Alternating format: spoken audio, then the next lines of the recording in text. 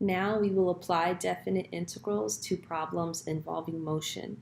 You must understand that position is the antiderivative of velocity, and velocity is the antiderivative of acceleration.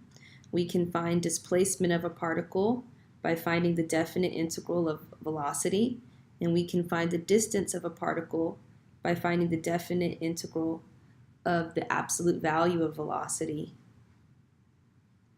In this example, rocket A has positive velocity v of t after being launched upward from an initial height of 0 feet at t equals 0 seconds.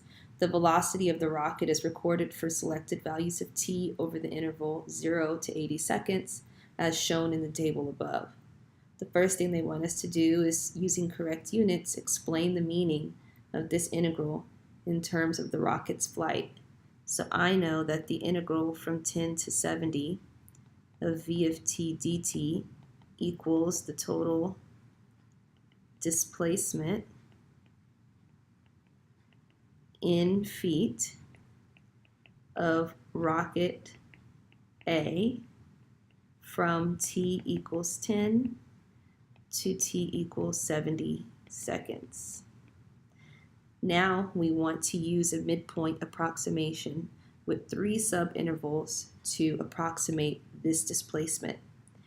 So if I'm using 3 subintervals, delta x equals 70 minus 10 divided by 3, 60 divided by 3, which is 20. So if I think about this on a number line to visualize my intervals, I'm starting at 10, and then I'm going by 20 each time until I get to that end point. But we want midpoints. Midpoints are in the middle, so I'll be plugging in 20, 40, and 60.